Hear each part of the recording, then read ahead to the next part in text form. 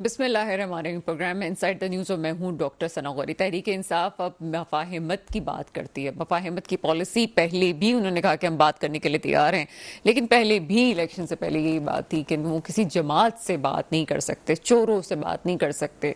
उनके बकौल वो सब लोग चोर हैं जो इस वक्त जमातों में, इस वक्त हुकूमत का हिस्सा बने हुए हैं। तो फिर बात किससे करना चाहते हैं? बात उन लोगों से करना चाहते हैं जिनके बारे में अमूमन, जो हमारे यहाँ किसी और चीज़ की ताकत हो ना हो, सोशल मीडिया की ज़रूर ताकत है। और सोशल मीडिया की ताकत ने यहाँ पे लोगों के जहन में एक इबाम की कैफियत ज़रूर पैदा कर दी। पहले इलेक्शन नहीं हो रहे थे, हर दूसरा बंदा हमसे आके पूछता था जनाब क्या इलेक्शन होंगे, इलेक्शन होंगे, इलेक्शन होंगे। उसके बाद ये कहा गया कि हुकूमतें चारों सूबे में नहीं बनेंगी, बन गई जनाब, वो भी बन गई। उसके बाद ये भी कहा जा रहा था कि हुकूमतें बनने के बाद अब आगे ये जो सदारती वजीर आजम नहीं बन सकेंगे, वजीर आजम भी बन गए। अब सदारती इंतखाबात पे और सदर बनने पे भी लोगों की ये बात है कि जनाब सदर कैसे बनाया जाएगा। अब हमसे लोग पूछते हैं सदर बन जाएंगे, यानी कि सब कुछ हो रहा है। उसके बाद भी आगे जब देखा जाए तो अभी मफाहिमत की बातें भी सामने आ रही हैं। मफाहिमत अब भी पीटीआई किसी से करने के लिए तैयार नहीं है, लेकिन ये भी सोचने की बात है कि अगर मफाहिमत किसी से नहीं करनी तो इतनी जल्दी जल्दी केसेस के लिए जो आपको एक नरम गोशा नजर आ रहा है वो कैसे है? क्या वाकई ही वो जो लोग हैं जो कि फैसला साज हैं कहीं ना कहीं अब भी नरम गोशा रखते हैं? और अगर नरम गोशा रखते हैं तो उसकी मिसाल तो ये भी कहनी चाहिए कि धांधली के इल्जामात पूरे मुल्क में लगे हैं, तो क्या केपी में भी धांधली हुई है? और क्या फजलुर रहमान साहब जिस धांधली की बात कर रहे हैं तो उन्हीं के साथ ही कर रहे हैं कि जो उनके साथ इस वक्त इत्तेहाद में बैठे हैं, यानी कि असेंबली से बाहर इत्तेहाद में बैठे हैं। फजलुर रहमान साहब के लिए सबसे बड़ा चैलेंज केपीके था और केपीके में इस वक्त हुकूमत पाकिस्तान तहरीक इंसाफ की है। मसला ये नहीं कि कौन किसके साथ है, किसकी मफाहिमत, किसकी मज़ाहिमत। मसला सिर्फ इस वक्त पाकिस्तान की बेहतरी का है। इस निज़ाम को क्या चलते रहना चाहिए, और अगर या फिर वही वाला फार्मूला फैसला साज सोच रहे हैं जैसे पहले किया। पहले तरीके इंसाफ की हुकूमत से फैसला साज खुश नहीं थे, इसलिए 3 साल 7 महीने वो हुकूमत रख के उस हुकूमत को हटा दिया गया। उसके बाद अब नई हुकूमत के बाद ये सोचना चाहिए, खास तौर पे तहरीक इंसाफ को भी, कि ठीक है जनाब ये लोग 16 माह डिलीवर नहीं कर सके, आगे भी अगर डिलीवर नहीं कर सकेंगे तो इनको इतना ही मौका दे दें, साल, 1.5 साल, 2 साल, 3 साल। अगर नहीं डिलीवर कर सके तो वैसे भी आपके मजबूत कदम यहाँ पे मौजूद है पाकिस्तान में, और इस इलेक्शन ने तो आपको साबित कर दिया जनाब कि आपके इलेक्शन में वाकई ही कदम बड़े मजबूत हैं। आगे तो पूरा मैदान ही आपका है। किसी की जीत, किसी की हार नहीं होनी चाहिए, सब पाकिस्तान का भला होना चाहिए और ये तमाम जमातों को सोचना है। तमाम मौजूआत पे बात करेंगे। मेरे साथ आज प्रोग्राम में मौजूद है राना गुलजार दास साहब, आपका ताल्लुक पीपल्स पार्टी से, इस प्रोग्राम में आपको वेलकम करेंगे। और साथ ही साथ मौजूद है सलीम संजवानी साहब, तहरीक इंसाफ साहब का ताल्लुक है, इस प्रोग्राम में आपको वेलकम करेंगे। और कुछ देर में मुझे ज्वाइन करेंगे शमशाद सिद्दीकी साहब, MQM से आपका ताल्लुक है। राना गुलजार दास साहब, सबसे पहले तो आज यौम तशक्कुर बनाया गया, जुल्फ़िकार अली भुट्टो के हवाले से केस सामने आया। हमने माजी की गलती को, और गलतियां हमने बहुत कुछ की हैं, लेकिन एक बेबी स्टेप कह लें कि एक पहला कदम था उस गलती को सुधारने का, ये अच्छा इकदाम है। किस तरह से देखते हैं? बिस्मिल्लाहिर्रहमानिर्रहीम। शुक्रिया डॉक्टर साहबा आपका, आपके चैनल का। देखिए जी, बात यह है कि अदालत आलिया का जो भी हुक्म है, शुक्रिया, मेहरबानी, उन्होंने फैसला सुनाया, देर से सुनाया और गलती को तस्लीम किया। ये एक बहुत बड़ा इक़दाम है, एहसन इक़दाम है। हम उनकी इस बात को सलाम पेश करते हैं कि उन्होंने इस गलती को तस्लीम किया कि ये गलत इक़दाम था और ये गलत हुआ। लेकिन हम इस पर यह भी गुजारिश करते हैं कि शहीद जुल्फ़िकार अली भुट्टो को नेशनल लीडर डिक्लेयर किया जाए, नेशनल शहीद उसको डिक्लेयर किया जाए। ये पाकिस्तान पीपल्स पार्टी का मुतालबा है और पाकिस्तान पीपल्स पार्टी बिल्कुल जमहूरियत के लिए कुर्बानी दी है। उसके बानी चेयरमैन ने भी, मोहतरमा बेनज़ीर भुट्टो ने भी, और लातादाद कारकुनों ने पाकिस्तान पीपल्स पार्टी के इस मुल्क की और इस जमहूरियत की कामयाबी के लिए और जमहूरियत को पाकिस्तान में मुस्तहकम करने के लिए कुर्बानी दी है। तो हम ये चाहते हैं कि किसी के ख़िलाफ़ भी सियासी कोई भी इंतकाम नहीं होना चाहिए। पाकिस्तान पीपल्स पार्टी इसकी मजम्मत करती है कि किसी के ख़िलाफ़ भी सियासी इक़दाम नहीं लेना चाहिए। जो भी हो, कानून मेरिट पे फैसले करे, आइंदा कोई ऐसा इक़दाम ना हो। हमने उस वक्त भी अदालत के फ़ैसले को सरनगू को तस्लीम किया, आज भी उन्होंने गलती तस्लीम की, इससे बड़ी क्या बात होगी। तो हम मुबारकबाद पेश करते हैं। लेकिन साथ ही साथ मोहतरमा के कातिल भी अभी देखिए जी, बिल्कुल मैंने आपसे कहा ना, बिल्कुल उस पर भी फैसला होना चाहिए, उस पर भी ट्रायल होना चाहिए, तहकीकात होनी चाहिए, ईमानदारी से होनी चाहिए। और जो लोग भी, मैं कहता हूँ आम पॉलिटिकल वर्कर भी अगर कोई इस चीज़ में मारा जाता है, उनकी भी तहकीकात होनी चाहिए। ये सियासी लोगों को मारना, कत्ल वगैरह अच्छा अमल नहीं है, और एक आम शहरी को भी वही तहफ़्फ़ुज़ होना चाहिए। तो बात यह है कि कानून की हुक्मरानी होनी चाहिए। यानी कि आप ये समझते हैं कि माजी में जो कुछ हो चुका है, तमाम चीज़ों की शुरू से ही बात होनी चाहिए, चाहे वो जुल्फ़िकार अली भुट्टो की शहादत हो, चाहे वो मोहतरमा का जो है वो शहीद होना हो, या फिर और भी चीज़ें हैं ना, जुल्फ़िकार है, अलबदर है, माजी में और बहुत सारी चीजें हुई, बांग्लादेश बनना है, ये भी तमाम चीजें। देखिए जी, मैंने आपसे क्या कहा कि बहुत सारी ऐसी चीजें हैं जिनको अदालतें समझती हैं और सियासी लोग भी समझते हैं।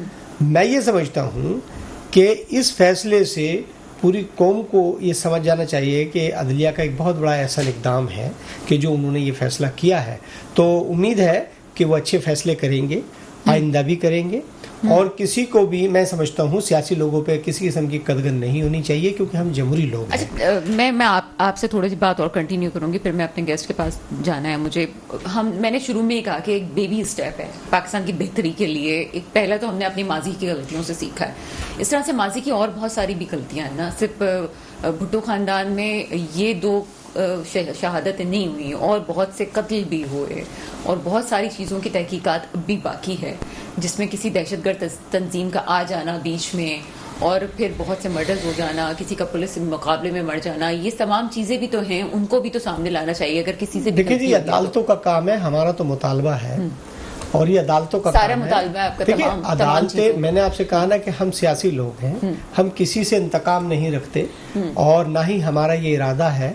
अदालतें फैसला मेरिट पे करें, और तमाम जो पॉलिटिकल लोग हैं हम उनको भी कभी इंतकाम की नज़र से नहीं देखते। तो मुल्क में जमहूरियत फले फूलनी चाहिए, और इसी सूरत में फले फूलेगी कि जब हम अपना दिल बड़ा रखेंगे और जमहूरी लोगों को गले लगाएंगे। तो इंतकाम की सियासत जो है पाकिस्तान पीपल्स पार्टी ने ना पहले कभी की है, ना आइंदा करेंगे। नहीं, वो तो नहीं करते। मैं सिर्फ एक जवाब चाहती हूँ, यानी कि आप इंतकाम की सियासत तो नहीं करते, लेकिन आप ये चाहते हैं कि भुट्टो खानदान में जिसकी शहादत हुई, मर्डर हुआ, उन तमाम लोगों की तहकीकात होनी चाहिए। ये बिल्कुल उनकी तहकीकात भी होनी चाहिए, उनको सजा भी होनी चाहिए, कोई भी हो इसमें। और देखिए ये कत्ल है और कत्ल नहीं होने चाहिए। मैंने कहा ना, भुट्टो खानदान नहीं, दूसरे भी हैं और भी सियासी लोग हैं। हमने कभी भी ये नहीं चाहा कि जी इन लोगों को कैफिर किरदार तक नहीं, जो गलत काम जो भी कर रहा है उसको कैफिर किरदार तक पहुंचाया जाए, क्योंकि पाकिस्तान के लिए सबसे बड़ी कुर्बानी पाकिस्तान पीपल्स पार्टी ने दी है, उसकी क़यादत ने दी है।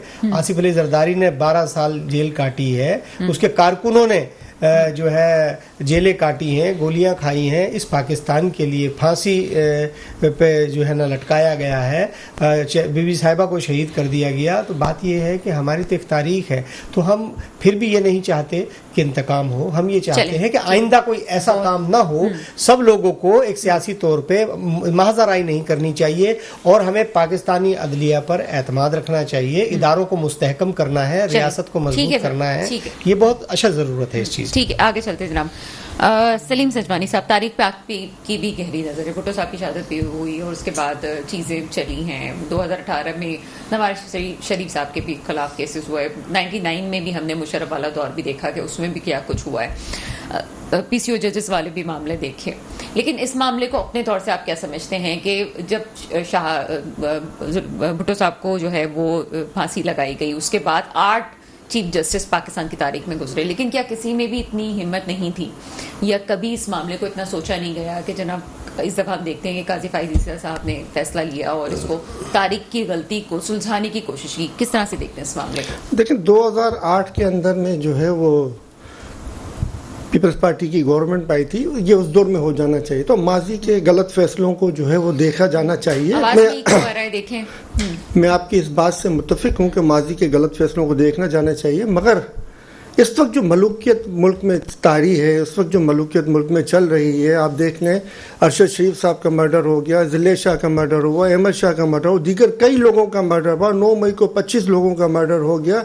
और इस वक्त जो जिस तरीके के फैसले अदालतों से आ रहे हैं और अदालतों ने खुद ने इन फैसलों का एतराफ़ किया और उन फैसलों को मुअत्तल भी किया, तो इस वक्त जिसको देखने की जरूरत है पहले हम अपना हाल सही करें। हमारा अगर हाल सही होगा तो माजी के लिए भी हम सोच सकते हैं, माजी में किए गए गलत फैसलों पे भी हम कार्रवाई कर सकते हैं, हम मुस्तकबिल के गलत फैसलों के ऊपर भी कार्रवाई कर सकते हैं। आपने देखा होगा इलेक्शन कमीशन की वेबसाइट के ऊपर जिस तरीके से टेम्परिंग वाले नहीं सर, अभी यहाँ पे वाले जो आए, सारे इस तरह की बातें हैं जो नहीं सर, अभी मैं इसी पे कार्रवाइयां होनी चाहिए। जी, मैं अदलिया पे बात कर लूं सर, मैं वाकयात की जिम्मेदार है, उसका मैं क्वेश्चन आपसे पूछूंगी, पर फिलहाल अदलिया पे बात हो जाए। काजी फाइज ईसा साहब का किरदार हमें तारीख में एक बड़ा अच्छा नजर आ रहा है कि मुख्तलिफ चीज़ों पे उन्होंने बात की, ओपन ट्रायल भी हम वो कर रहे हैं, चीज़ें हमारे सामने आ रही हैं। किस तरह से देखते हैं चेयरमैन PTI के खिलाफ भी बहुत सारे केसेस हैं, तमाम के अभी फैसले सामने, अभी ट्रायल पे भी जाएंगे, बड़े फ्लॉज हैं उसके अंदर, अभी गलतियां हैं जिसको आगे भी चल के ठीक होना है।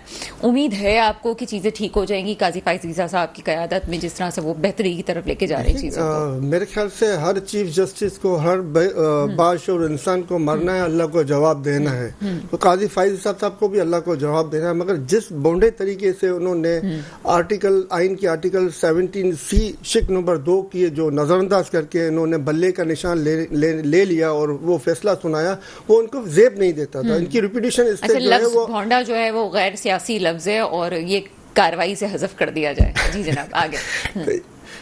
तो जो है वो इस तरीके के फैसला जो है वो नहीं आना चाहिए था, जो कि काजी साहब के जो है वो दामन पे गया है ये फैसला। अगर जो है मैंने इससे पहले भी आपके प्रोग्राम में कहा था कि मेरे को नहीं मालूम कि हमारे वकील साहब ने इनको तहरीरी तौर पे 17C शिक नंबर 2 लिख के इनको दी या न दी, मगर उनको अपने फैसले में इसका जवाब देना चाहिए था। उन्होंने अपने फैसले में शिक का जिक्र तक नहीं किया, उसमें जवाब देते और कौम को मुतमईन करते तो भी कोई बात होती, मगर उन्होंने ये इस तरह की कोई कार्रवाई नहीं की। और इसके अलावा भी आप देखें कि PTI के जो है वो कुछ न कुछ अगेंस्ट में जा रहे हैं। उनको PTI के इंट्रा पार्टी इलेक्शन में धांधलियां नजर आई, मगर जो मौजूदा इलेक्शन में धांधलियां नजर हैं और जिस पे इनको कार्रवाई लेनी चाहिए, सुमोटो एक्शन लेना चाहिए, जिसके ऊपर इनको कदम आगे बढ़ाना चाहिए, जिससे कौम का जो हक है, जो कौम का हक मारा गया है, उसके ऊपर इनको आवाज बुलंद करनी चाहिए, मगर वो खामोशी छाई हुई है। संजवानी साहब, जब भी आप बात करते हैं तो मैं जवाब जरूर उसका जी जरूर देते हैं, फिर आप नाराज हो जाते हैं। मसला सारा ये जनाब कि जहां तक बल्ले के निशान वाली बात है, मैं बहुत दफा मुतअद्दिद दफा कह चुकी हूँ कि वो बड़ी ओपन कार्रवाई थी, हमने लफ्ज ब लफ्ज उसको टेलीविजन पे सुना, बहुत सारे ऐसे फ्लॉज बाकी थे जो आपकी तरफ से थे, ऐसा नहीं था कि नहीं थे। हाँ, ये है कि जो आपकी पार्टी के साथ सख्ती की गई वो दूसरों के साथ भी करनी चाहिए थी, लेकिन इसका मकसद ये नहीं है कि मैं गलत करूं तो दूसरे ने भी गलत किया है तो उसको क्यों नहीं सजा दी, तो मैं तो गलत करूंगा तो मैं सामने आऊंगा। एक ये चीज। दूसरी बात सर, मैं सर आप कह चुके, मुझे भी कुछ कहना है। दूसरी बात ये सर, आपके बारे में बड़े खुले तौर पे आप लोगों को रिलीफ दिया जाना शुरू कर दिया गया है, और सबसे बड़ी मिसाल अमीन गंडापुर की है, जो इस वक्त उनको रिलीफ मिला है, जो शराब की बोतलों वाला मसला था और केसेस थे उसमें रिलीफ मिला है, और बहुत सारे ऐसे लोग हैं जिनके हवाले से रिलीफ मिल रहा है। मैं आपसे मजीद भी बात करूंगी। मेरे साथ इस वक्त गेस्ट मौजूद हैं शमशाद सिद्दीकी साहब, MQM से आपका ताल्लुक है, ऐसे प्रोग्राम में आपको वेलकम करते हैं। थैंक यू, बहुत शुक्रिया। शमशाद सिद्दीकी साहब, क्या समझते हैं भुट्टो साहब का जो केस का फैसला आया तारीखी नौयत का, आपकी क्या राय है इस हवाले से?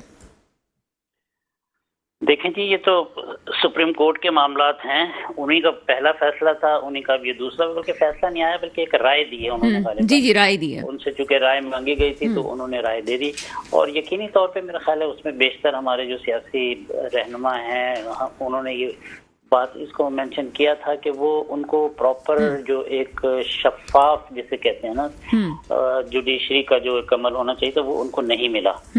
तो हम तो साथ हैं, जो फैसला हुआ है बिल्कुल मेरा ख्याल है मुझे आपसे इसी जवाब की लेकिन इसका अब ये है कि इस पे क्या अमल तो कुछ भी नहीं होगा, कोई एक्शन नहीं अमल तो देखें वो तो एक कानूनी बात है कि पहले के कानून को चैलेंज तो अब नहीं किया जा सकता, वो भी जो कुछ हुआ वो एक गलत हुआ, और वो जो जिस इंसान के खिलाफ हुआ वो अब मनो मट्टी तले अब दबा हुआ है, कुछ नहीं हो सकता। लेकिन आपसे पूछने का खास मकसद ये था कि भुट्टो साहब की फांसी के बाद 8 चीफ जस्टिस गुजर गए, चले गए, सीट से हट गए, उसके बाद काजी फाइज ईसा साहब सीट पे हैं। ये भी बड़ी जुर्रत की बात है कि जो फैसला उन्होंने सुनाया, बड़ी जुर्रत की बात है। अब सर आपकी ये हम सवाल इस वक्त छोड़ देते हैं कि आपके बानी कौन थे, क्या हुआ, आपके उनसे क्या इख्तलाफात हुआ, ये बात अलग हो जाती है। लेकिन क्या आप ये नहीं समझते कि MQM के साथ जो आप ये कहते हैं कि जातियां हुई हैं, आपके किसी नक्शों के इल्जामात लगे, आपके लोगों को अभी भी गायब हैं आपके बहुत सारे लोग, और बहुत सारी ऐसी चीजें जो आप समझते हैं कि इल्जामात लगे, उन तमाम चीजों का क्या खोलने का वक्त नहीं है? हमने अगर माजी की गलतियों को ठीक कर रहे हैं और समझते हैं कि हम सही पे हैं, दूसरा गलत था या तारीख ने हमारे साथ गलत किया, उसको भी ठीक किया जाए। बिल्कुल, मेरा ख्याल है कि जब एक केस के अंदर एक जुडिशरी ने ये फैसला लिया है और तो राय दी है, मेरा ख्याल है कि एक रेफरेंस और जाना चाहिए और ये सदर मोहतरम की तरफ से जाना चाहिए कि जितना जुल्म कराची में MQM के साथ हुआ, आपको पता है कि हमारे 15,000 कारकुन जो थे उनको जिस तरह से मस्जिद के मारा गया, गायब किया गया, और आज भी कितने लोग गायब हैं। बड़ी मुश्किल से आपने देखा कि मुस्तफा कमाल साहब जब से आए हैं, उन्होंने अपनी कोशिशों से, अपनी काविशों से तकरीबन कोई 600 कारकुन जो है वो जेलों से रिहा कराए हैं और उनके बाकायदा मुकदमात चले हैं, और यही अदालतें थी जिन्होंने सजा दी थी और फिर यही अदालतें जिन्होंने उनको अब रिहाई बख्शी है। वो बेचारे अपने घरों को पहुंचे हैं, अपने खानदान के साथ अल्हम्दुलिल्लाह जिंदगी गुजार रहे हैं। और मुस्तफा कमाल साहब ने हमेशा जब भी वो आए, सर मुस्तफा कमाल साहब की भी बात करेंगे, लेकिन आप अपनी बात का एक मुझे जवाब दें। ठीक है, होना चाहिए, ये बात हो गई यहाँ तक, लेकिन ये तो आसिफ अली जरदारी साहब ने रेफरेंस दायर किया था ना, दरखास्त उनकी थी, तो ये भी दरखास्त अगर MQM के खिलाफ कुछ हुआ माजी में, या आप समझते हैं कि इल्जाम ही लगा, वो इल्जाम नहीं लगना चाहिए था, तो उसमें दरखास्त आप ही को देनी होगी ना? जी बिल्कुल। इस पे जाहिर है भी आपको पता ही है कि आजकल हमारी राब्ता कमेटी नहीं है और इस पे एक एडहॉक कमेटी है। यकीनी तौर पे जब राब्ता कमेटी दोबारा वजूद में आएगी तो इस मसले पे भी गौर करेंगे, और मैं जाती तौर पे इस हक में हूँ जो बात आपने कही है कि इस पे भी रेफरेंस दाखिल होना चाहिए और इस पे भी सुप्रीम कोर्ट की राय आनी चाहिए। ठीक है, क्योंकि बड़े संगीन इल्जामात हैं आपकी पार्टी पे ना, गद्दारी से लेके हर चीज पे कि ये भी हुआ था, यूं इस तरह से हुआ था, उस गद्दारी के इल्जामात को आखिरकार खत्म होना चाहिए कि ये सब कुछ क्यों है। बहरहाल एक छोटा सा ब्रेक के बाद आपके सामने हाजिर होते हैं। ब्रेक के बाद आपके सामने हाजिर है राना गुलजार ताल साहब की तरफ चलते हैं। राना गुलजार ताल साहब, आप आखिरकार हुकूमत का हिस्सा बन गए, जबकि आप लोग जानते हैं अच्छी तरह के हुकूमत चलाना सब बड़ा मसला है। क्या समझते हैं किस हद तक साथ दे सकेंगे? और काबीना में भी आप हिस्सा नहीं बनना चाहते, सदारती इंतखाब के लिए आपके जो उम्मीदवार है वो सबसे स्ट्रॉन्ग उम्मीदवार है, हम समझते हैं कि आसिफ अली जरदारी साहब भी सदर बनेंगे। पाकिस्तान की क्या पॉलिसी है पाकिस्तान के लिए, सियासत के लिए, पीपल्स पार्टी की, कि इस हुकूमत में रहते हुए चीज़ों को बेहतर कर सके? देखिए जी, बात यह है कि बिल्कुल काबीना का हिस्सा हम नहीं हैं, लेकिन हम पाकिस्तान मुस्लिम लीग को सपोर्ट कर रहे हैं। हम क्या कर रहे हैं, MQM भी कर रही है, हम ये चाहते हैं कि मुल्क में तरक्की हो, जमहूरियत का बोलबाला हो और आइन की सुपरविसी हो, और हमारी आखिर तक कोशिश होगी कि हम जमहूरियत को डिरेल ना होने दें। और तमाम दोस्तों से भी हमारी यही गुजारिश है कि मुल्क के लिए सोचें, दोस्त मतलब तहरीक इंसाफ, सब, मैं तो सबकी बात कर रहा हूँ, मैं किसी एक नहीं, तो सिर्फ दो ही कुटी हुए हैं आपसे, एक फजल रहमान साहब और एक तहरीक इंसाफ। मैं तो ये कहता हूँ कि जो लोग अगर पार्लियामेंट में भी नहीं हैं वो भी साथ दें ताकि हम मुल्क को मजबूत कर सकें। हमारा मुल्क जो है बड़ी मुश्किलात में है। हम सब बातें तो कर रहे हैं कि जी मुल्क मुश्किल में, और सब मुल्क की वफादारी की बात भी करते हैं, लेकिन अमल कब करेंगे?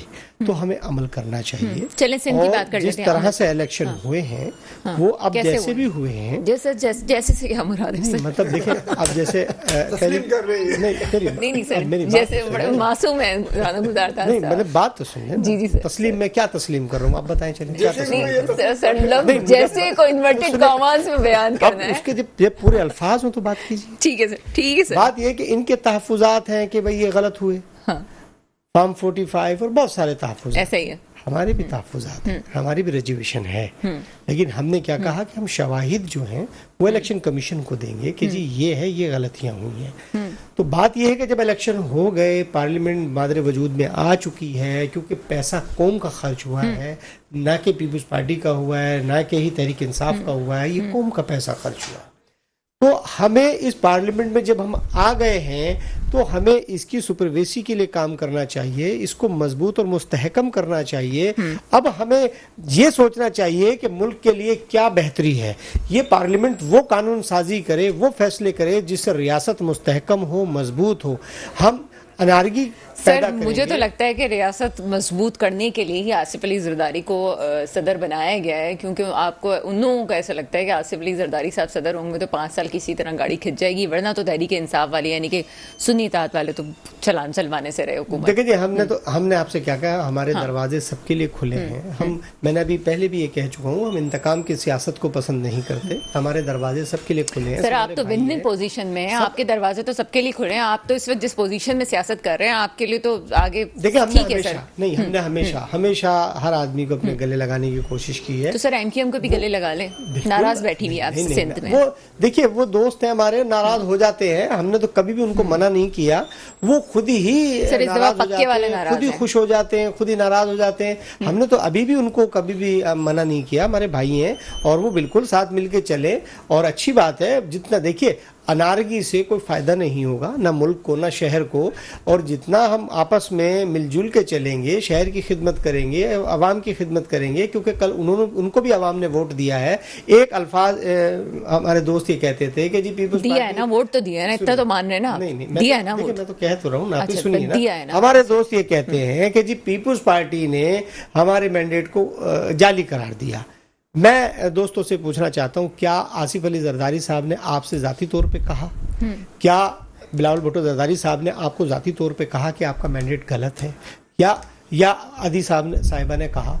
बात यह है कि अगर किसी एक शख्स ने आपको कहा तो उसको पता होगा, उससे जवाब लें। अब आप उसमें मीडिया टॉक और बहुत सारी ऐसी बातें, मैं क्या समझता हूँ नामुनासिब बातें हैं, किसी के कानों की सुनी हुई बातें नहीं करनी चाहिए। आपको जाती तौर पे बैठ के किसी ने कहा हो कि भाई आपका जो मैंडेट गलत है, तो आप ये कहेंगे देखें जी फलां मीटिंग हुई थी, उसमें आपने हमसे ये बात की थी। तो हम तो असम्बली के फ्लोर पर भी अदी फरियाल तालपुर साहिबा ने एमक्यूएम का कहा कि आप हमारे दोस्त हैं, हमारे साथ मिल के चलें, हम आपका भी इज्जत देते हैं। तो बात यह है कि देखिए यही महाजराई से, इन्हीं अल्फाजों की जंग से मुल्क को नुकसान होता है, टाइम खराब होता है। जितना वक्त हम इन चीजों में लगाएंगे, हमें तामीरी सोच पैदा करनी होगी। पॉजिटिव बात है। कभी ये नहीं कहा कि जी एमक्यूएम गलत है। बात है कि उन्होंने कहा जी नून लीग वालों ने कहा, तो भाई आप क्यों कह रहे हैं, आप उनसे डायरेक्ट पूछे, हाँ जी आपने कैसे कहा, हाँ वो कहते तो फिर एक बात समझ में आती। तो सुनी सुनाई बातों पर अमल नहीं करना चाहिए, इससे नुकसान होता है। तो हम तो यही कहते हैं, बहुत बड़ी पॉजिटिव बात की, लेकिन सुनी सुनाई बातें नहीं है। दोनों पार्टीज बिल्कुल वो कहते हैं ना कि लफ्ज़ों के फायर है, वो प्रेस कॉन्फ्रेंस में हमें नज़र आते हैं। कभी मुराद साहब हमें नज़र आ रहे थे, कभी हमें शर्जील मेमन साहब नज़र आ रहे थे, कभी एमक्यूएम से कोई आ रहा था। ये साफ साफ हमने देखा है, कोई वो नहीं है मुस्तफा कमाल साहब होगा, तमाम लोगों ने किया है और अभी भी कर रहे हैं। मैं बार बार ये बात करती हूँ कि जनाब ठीक है, हो गया सो हो गया। मैं तहरीक इंसाफ से भी कहती हूँ हो गया ठीक है, आगे किस तरह से बढ़ाना है मामले को, इस तरह देखते हैं। आगे चलते हैं। सलीम संजवानी साहब, हज़ारों कारकुन आपकी जेल में, क्या ये बात ठीक है? जी बिल्कुल, ये एक हकीकत है। और सिर्फ हमारे जेंट्स कारकुन नहीं, खवातीन भी हमारी अच्छी खासी तादाद जो है वो जेलों में बंद है। और बड़े अफसोस और दुख की बात है कि बरतानवी दौर का गुलामाना कानून एमपीओ, जिसमें बताने की जरूरत नहीं होती कि क्या जुर्म है क्या नहीं है, घरों में घुस के उठा के ले जाओ, वो आज तक कायम है।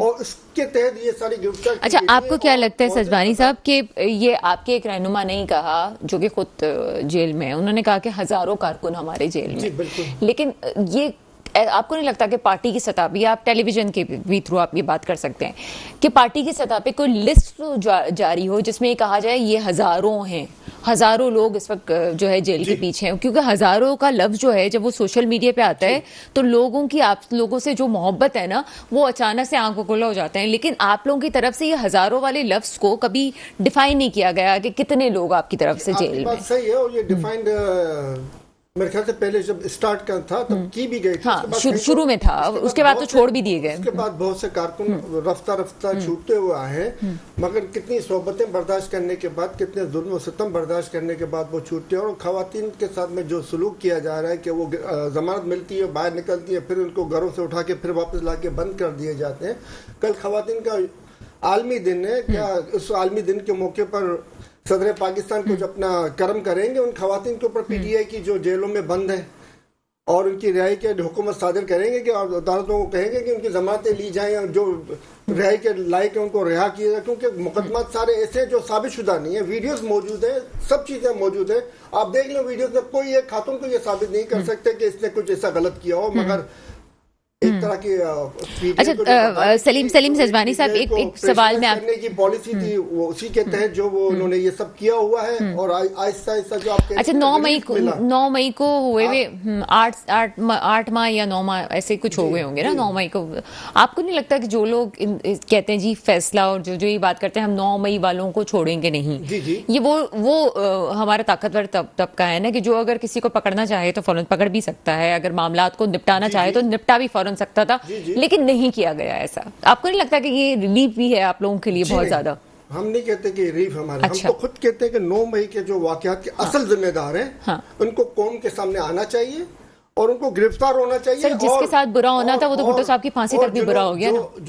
जिन्होंने 25 जवानों को शहीद किया है, जिन्होंने 100 से ज्यादा कारकुनों को गोलियां मारी हैं, जिन्होंने खवातीन को घसीटा है, जिन्होंने खवातीन को बालों से पकड़ के फेंका है, जिन्होंने मोबाइलों में फेंका है, उनके ऊपर भी कार्रवाइयां होनी चाहिए। और ये जरूरी है क्योंकि अगर इस तरह के वाकयात के ऊपर कार्रवाई नहीं हो तो इस तरह के वाकयात मजीद होते रहेंगे और पाकिस्तान आगे की तरफ कभी नहीं जा सकेगा। तो 9 मई के वाकयात फुल स्टॉप है, होना चाहिए। हम कहते हैं असल जिम्मेदारों को, जिन्होंने सारी जुराइम पेशा हरकतें की हैं, उनको सजाएं मिलनी चाहिए। जिन्होंने साजिश की है, जो पहले से रेडियो पाकिस्तान के ऊपर चले गए थे, उनके खिलाफ भी कार्रवाई होनी चाहिए। जो कोर कमांडर साहब की सिक्योरिटी हटा दी थी जिन्होंने, उनके खिलाफ भी कार्रवाई होनी चाहिए। और कोर कमांडर साहब को तो जान से मारने की साजिश थी। अगर आप देखें, कोर कमांडर साहब का सिक्योरिटी का अमला कोई नहीं था, गेट को यूं हल्का सा दरवाजा पुश करके खोला गया और लोग 20, 25, 30 लोग थे अंदर, ज्यादा नहीं कहते, क्योंकि यास्मीन राशिद साहबा और खान साहब की बहनों ने जो है ना वो लोगों को रोका। और चले मैं मानती हूँ, चले ठीक है, न रोकती तो हुजूम के अंदर में उस्मान गनी, मैं आपके बयानिए को मान लेती हूँ, ठीक है, आपके बयानिए को हम पहले बहुत मीडिया में डिस्कस किया जा चुका है और दूसरा बयानिया अभी सामने आ गया। मेरा ख्याल है कि आपके चेयरमैन सलाखों के पीछे बहुत सारी चीजों में बहुत बड़ी वजह ये भी है, लेकिन सर बहुत सारी चीजें असल में मैं आई विटनेस सर मैं असल में हम रिवील नहीं करना चाहते, लेकिन बहुत सारी चीजों के हम आई विटनेस भी हैं कि बहुत सारी चीजें जो हुई हैं उसमें अंदरूनी फैसलों चीजों को हमने खुद देखा है। ठीक है, हमारी भी कुछ मजबूरी हम नहीं कह सकते, लेकिन सर यहाँ आपने एक बड़ी प्यारी बात की, आपने कहा कि हो गया सो गया, हम पाकिस्तान की बेहतरी के लिए आगे चलना चाहते हैं। तो पाकिस्तान की बेहतरी के लिए एक हुकूमत बन गई है ना सर।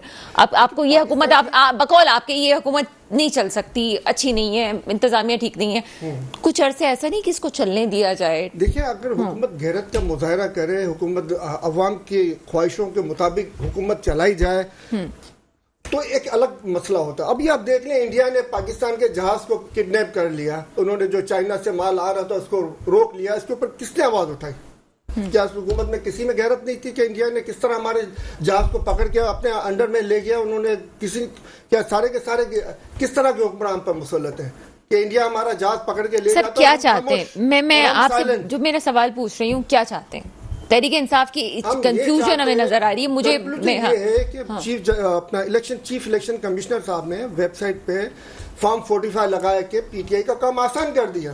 ठीक है, उन्होंने सारे के सारे जो मैं तो कह रही हूँ पीटीआई के बहुत सारे काम आसान हुए हैं। अवाम की जो उन्होंने अवाम के हक के ऊपर टेम्परिंग की थी वो अवाम के सामने आ गई और कौम ने देखा कि जो है ना किस तरीके से टेम्परिंग उन्होंने की हुई है, तब्दीलियां की हुई हैं। तो अब तो फिर भी चीफ जस्टिस ऑफ पाकिस्तान जो है वो खामोश है कि क्या उन्होंने वेबसाइट पे टेम्परिंग नहीं देखी? उनको तो अपना हक अदा करना चाहिए।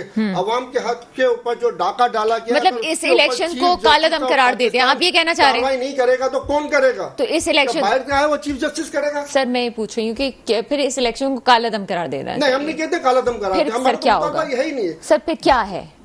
45 के हिसाब से जो रिजल्ट बनते हैं वो कौम को दिए जाए। ठीक है, केपी के भी बिल्कुल 100% केपी के भी, अच्छा, इंक्लूडिंग केपी के भी फॉर्म 45 के हिसाब से। तो सर ये जो हुकूमतें बन गई हैं फिर इसका क्या होगा? सीटें भी हो गई हैं, क्या होगा इसका? जिसकी सीट जाएगी उसकी जगह दूसरा जो उम्मीदवार होगा वो आएगा। तो सर फिर अब उसमें अगर शहबाज शरीफ साहब ने जाली मैंडेट पे डाका मार के वजीर आजम बने हैं तो वो वजीर आजम चले जाएंगे, वो रहेंगे नहीं वजीर आजम। अगर मरियम साहबा ने जाली वोटों के जरिए सीएम बनी है तो वो भी नहीं, वो भी हट जाएंगे, दूसरा आएगा। ठीक है सर, अच्छा सर ठीक है, मैं आपकी बात समझ गई। वो जो इबाहम था मेरा खत्म हो गया, आप लोग ये चाहते हैं। अब मुझे ये बताइए कि ये हो जाता है, लेकिन आपको लगता है कि आगे IMF की किस भी आने वाली है? ये हमारा मुल्क इस बात का मुतहम्मिल है कि ये आगे ये चीजें हों? आपके सामने है बेटा कि इन्होंने जो है जिस तरीके से मुल्क को चला रहे हैं और जिस तरीके से इन्होंने अपने पास्ट में चलाया है उसमें आप देख ले इकोनॉमी आगे बढ़े, पाकिस्तान की एक्सपोर्ट आगे बढ़े, उसके लिए इनके इकदाम आपको कहीं पे भी नजर नहीं आएंगे। कोई ऐसे इकदाम आप नहीं बता सकते कि जो फला काम इन्होंने किया था जिससे पाकिस्तान की एक्सपोर्ट में बूस्ट हुआ था और आगे चले गया। आपको वाहिद पीटीआई का 3.5 साल दौर है जिसमें रिकॉर्ड एक्सपोर्ट तक पहुंची है। और एक आप सर इतनी एक्सपोर्ट पहुंची कि जो चावल हमारे खाने का था वो भी हमने बाहर दी थी। इतनी एक्सपोर्ट पहुंची कि कनोला हमें बाहर से मंगाना पड़ता है। आपकी बात सही है, मुझे समझ में नहीं आती ये बात। बावजूद में पाकिस्तान जो है वो रिकॉर्ड एक्सपोर्ट पे मौजूद था। सर एक्सपोर्ट ही तो मतलब हम खुद नहीं खा रहे, हम अच्छी चीज बाहर भेज रहे हैं। एनीवे आगे, बल्कि हम बाहर से लेके आ रहे हैं। जी जी बिल्कुल बिल्कुल बिल्कुल। और जहां तक मंसूबों की बात है सर, थोड़ा सा वो हो जाएगा। मुस्लिम लीग नून के काफी मंसूबे जो कराची में भी चल रहे हैं, काम हो रहे हैं। बेटा मैंने जी जी मोटरवे और नहीं सर, इसके अलावा भी सर, इसके अलावा भी है की बात कर रहा हूँ जिससे एक्सपोर्ट बढ़ी हो। अगर आपको मैं इनके देखें तो इनके दौर के जो दौर थे 90s के, उसके अंदर में कराची की क्या हालत की गई उन्होंने, किस तरीके से जो है। चले कराची वालों से कुछ पूछ लेते हैं, ठीक है। एक मिनट बेटा मेरी बात। जी जी सर, जी सर, शमशाद साहब बैठे हैं सर। हाँ, पाकिस्तान के लोकल इंडस्ट्रियलिस्ट जो है वो मुल्क छोड़ के बाहर गया और मल्टीनेशनल कंपनियों के जो लाके हम पर मुसल्लत किया गया, जो पाकिस्तानी रुपए में कमा रही है और डॉलर यहाँ से लेके जा रही है। तो सर मल्टीनेशनल तो अभी वापस एक्टिव करने की तरफ जा रही है शहबाज हुकूमत। मल्टीनेशनल को एक्टिव करें मगर उनको पाबंद किया जाए। अगर एक्टिव करते कि भाई आप जो कमाओगे रुपए में तो आप यहाँ से सामान ले जाए वापसी में, ना कि आप यहाँ से डॉलर ले जाए। चलिए ठीक है, मुझे इतना इस चीज का इतना हम पूरा नहीं कर सकते इस तरह तो डॉलर्स को। मैं बहरहाल इसमें इकोनॉमी के मामले में बड़ी कोरी हूँ। आगे चलते हैं। जनरल बात है जी जी, जनरल बात है, लेकिन मैं असल में उस पर बात करती हूँ जिसपे मेरा बड़ा अबूर होता है। हम नॉर्मल से मैं कमेंट नहीं कर सकती। शमशाद साहब आपकी तरफ चलते हैं। सर मेरी जहाँ पे नॉलेज नहीं होगी मैं आपकी बात सुन के वो कर लूंगी बिल्कुल ही। हम जा सकते हैं सवाल पे शमशाद साहब की तरफ? ठीक है जनाब, शमशाद साहब आपकी तरफ आते हैं। K4 के मंसूबे के हवाले से बात की गई, क्या पेशरफ्त है? वाकई कराची वालों के मसाइल हल हो सकेंगे? जी बिल्कुल, मैं K4 पे भी बात कर लूंगा, लेकिन पहले ये जो मेरे पीटीआई के भाई हैं जिन्होंने 3.5 साल में लग रहा है जो नारे लगा रहे थे दूध की नहरें बहा दी इन्होंने, मेरे भाई जो है ना वो नाराज हो जाते हैं। लेकिन देखें बड़ी होप थी पाकिस्तानी कौम को कि एक नई क़यादत सामने आ रही थी और वो जो सुनहरे नारे उन्होंने दिखाए थे कि मैं जैसे ही बरसर इक़्तिदार आऊंगा $200 अरब वापस लेके आ जाऊंगा, 1 करोड़ नौकरियां दूंगा, 50 लाख घर बना के दूंगा, गवर्नर हाउस जो यूनिवर्सिटी बन जाएंगे, IMF के बाद नहीं जाऊंगा, खुदकशी कर लूंगा, कराची को 1100 अरब रुपए। मेरे भाई जरा सा मुझसे काम कर लें, मुझे बताएं कोई एक चीज पूरी हुई है? सर एक बात मान लेते तो आज जो है वो कराची में अंडे इतने महंगे नहीं होते। वो बात हमने ना मान के बड़ी गलती की है बाय द वे, सीरियसली। पाल लेते और नहीं, मैं आज सुबह ये बात सोच रही थी कि अगर हम वो खान साहब की वो बात मान लेते तो बाकी अंडे इतने महंगे नहीं होते। अंडे इतने महंगे नहीं होते, लेकिन बड़ा मायूस किया पीटीआई ने, बहुत मायूस किया। देखें हर पूरा एक होती है ना सियासत प्री इलेक्शन, एक होती है फिर पोस्ट इलेक्शन। लेकिन जो प्री इलेक्शन था उसमें भी चोर चोर, और फिर जब ये जीत के आ गए उसमें भी चोर चोर। अबे भाई इनसे बैठ के बात करनी थी, आपको हुकूमत चलानी थी, आप मुल्क की बेहतरी के लिए कुछ करते। अब ये कह रहे हैं कि ये धांधली हो गई। 18 में क्या हुआ था? 18 में क्या खामोशी से आपकी बात सुनते रहे। 18 में देखें पूरा जो है इनका इंतखाब जो है कराची से जिस तरह से 14 MNA गए हैं, इन्हीं से अगर मैं पूछ लूं ये 4 MNA के अपने नाम नहीं बता सकते। ऐसे लोगों को ठीक है, उस वक्त भी लोगों ने चलो कहा जी जैसे भी हैं तस्लीम किया, हुकूमत को चलने दिया। लेकिन 3.5 साल में बहुत ही जो डिलीवरी थी जीरो थी इनकी। कोई एक ऐसा मंसूबा बता दें मुझे।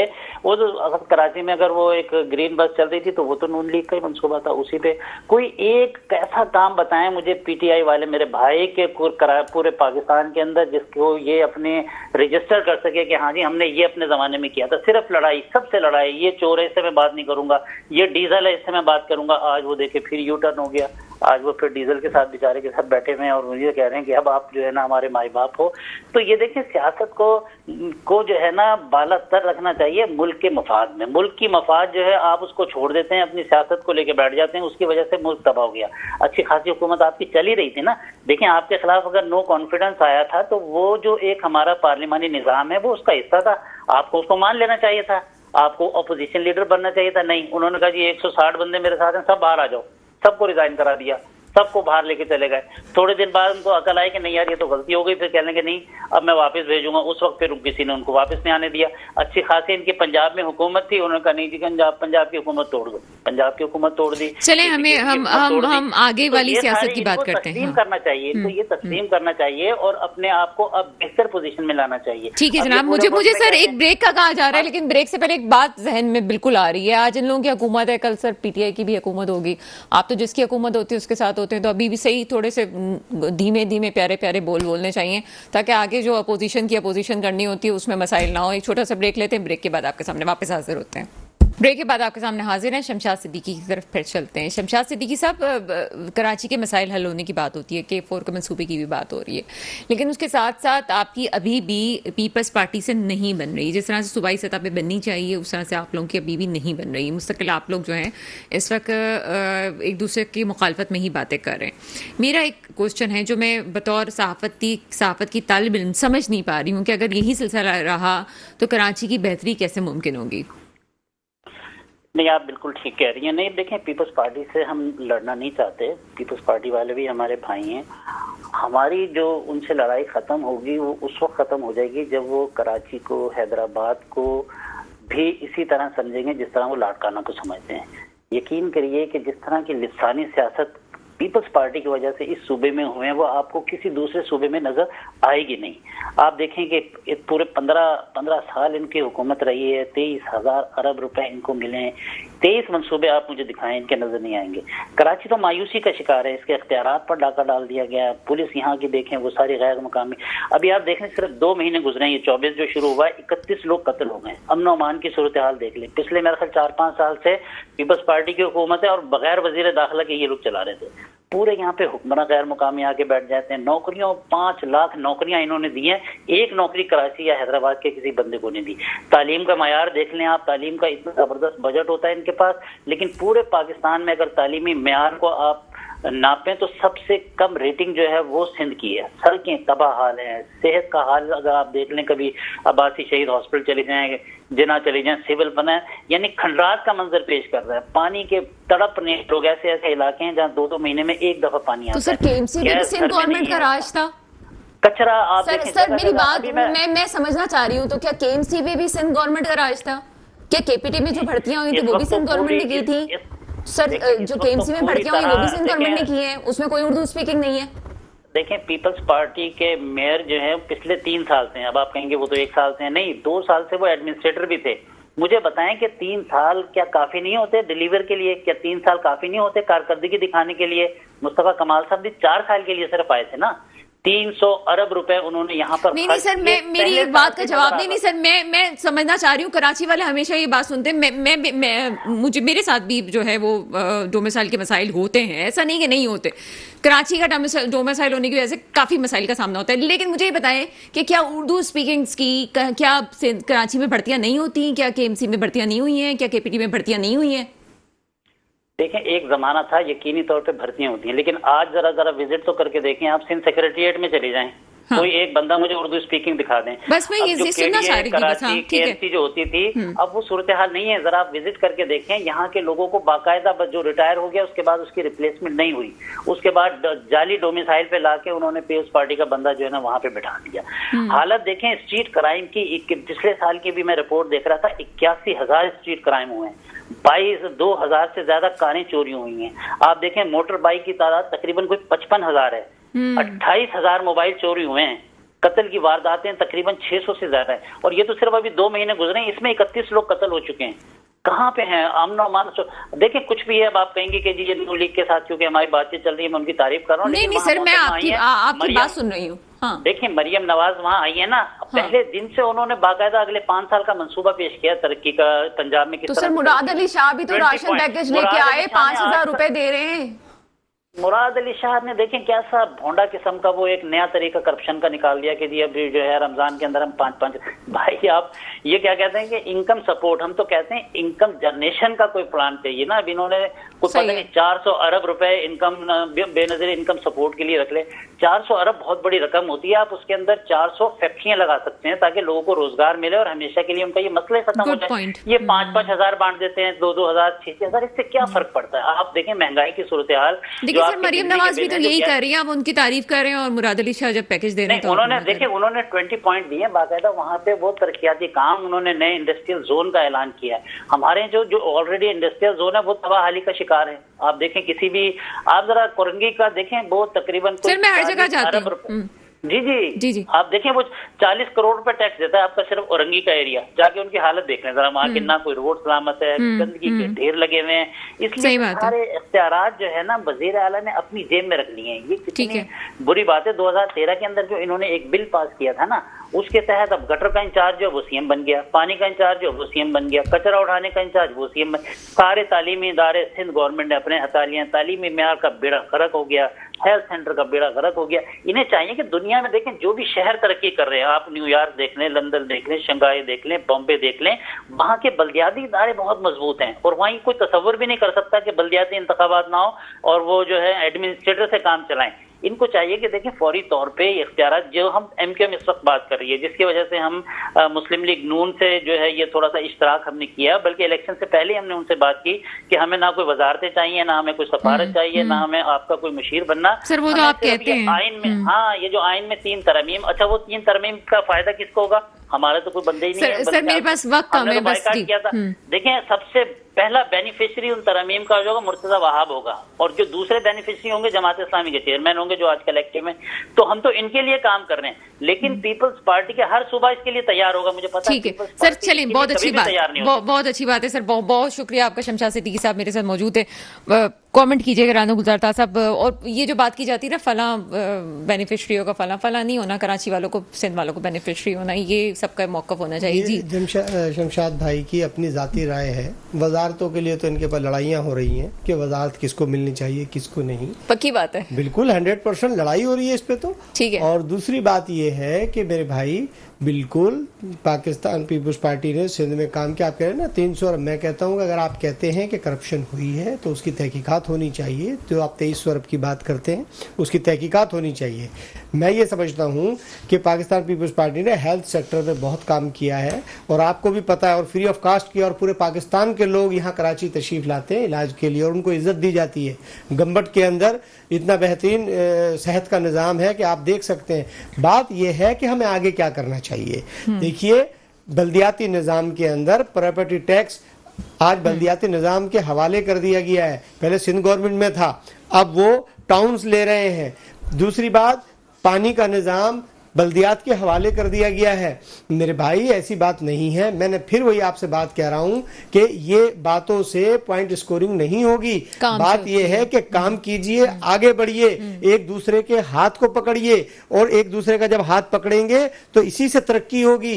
दूसरी बात, मैं सलीम भाई की बात का जवाब देता चलूं कि सलीम भाई जब कलबुश वो अपना अभिनंदन साहब को गिरफ्तार किया तो आपने 24 घंटे भी नहीं रखा, आपने 24 घंटे में उसको वापस कर दिया। आखिर ऐसे कौन सी आपको वो आ गई थी? तीसरी बात, जो आपके कारकुन गिरफ्तार हुए, आपको नहीं पता कि आपके कितने कारकुन गिरफ्तार हुए? पाकिस्तान पीपुल्स पार्टी के कारकुन जब लाहौर में गिरफ्तार हुए, आसिफ अली जरदारी साहब लाहौर में आए, तो मैं ये बताता चलूं कि उस दौरान एक एक कारकुन को जब तक रिहा नहीं हुआ वहां पे बाथरूमों के अंदर बंद कर दिया गया, और पाकिस्तान पीपुल्स पार्टी की क़यादत 42 दिन लाहौर के अंदर रही और तमाम जेलों के अंदर गए और एक एक कारकुन को रिहा कराया। और उसके बाद राशिद हुसैन रब्बानी कराची के सदर थे उस जमाने में, वकार मेहदी और पीपुल्स पार्टी की कायम अली शाह, पूरी क़यादत लाहौर के अंदर रही। इसके लिए पूरा प्रोग्राम चाहिए सर। बिल्कुल आप सही कह रहे हैं सर। संजवानी साहब आप लास्ट कमेंट कीजिएगा। बोलना, ये दोनों अलग चीजें। पाकिस्तान जी मेरा टाइम जा रहा है सर। सर आप कमेंट कीजिएगा। सर पहली बात तो ये हमारे कारकुन नहीं, हमारे लीडर्स भी जेल में थे जी, और अभी भी हमारा मेन लीडर जो है वो जेल में है, और जरदारी साहब जेल में नहीं थे उस वक्त। और दूसरी सर मैं बहस साहब जो बात कर रहे थे कि कुछ काम नहीं हुआ, तो 18वीं तरमीम के बाद डायरेक्ट कोई भी वफाक जो है ना काम नहीं कर सकती। आपको पता है कीमारी पे और उस पे जजीरों की तामीर, जिससे कराची की जो है ना वो सयाहत बढ़े। जजीरों की बात मत कीजिएगा, रहने दें, वो दूसरी बात कर लें। ठीक है सर, वो जजीरों वाली बात है। नहीं मैं जीरो वाली बात नहीं कर रहा हूँ। जजीरों वाली बात सर, उसके पीछे भी एक बड़ी साइंस है।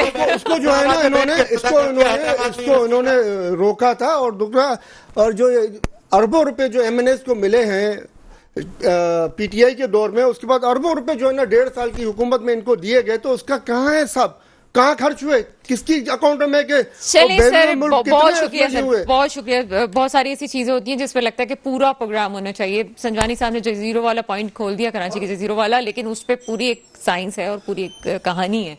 हम ही ने उस पे आर्टिकल्स देखे, बड़ी रिसर्च है उस पे कि वो उसमें कौन कौन सी जंगली हयात को नुकसान पहुंचा और कौन कौन से तूफानी असरात से हम कराची जो है उस पे असरअंदाज हो रही थी वो चीजें। बहरहाल दुआ वही है जो हमेशा होती है, मेरे मुल्क पे वो हुक्मरान आए जो वाकई मेरे मुल्क के मुस्तकबिल की हिफाजत करें। इसके साथ ही प्रोग्राम का वक्त खत्म होता है, मुझे इजाजत दीजिएगा, खुदा हाफिज।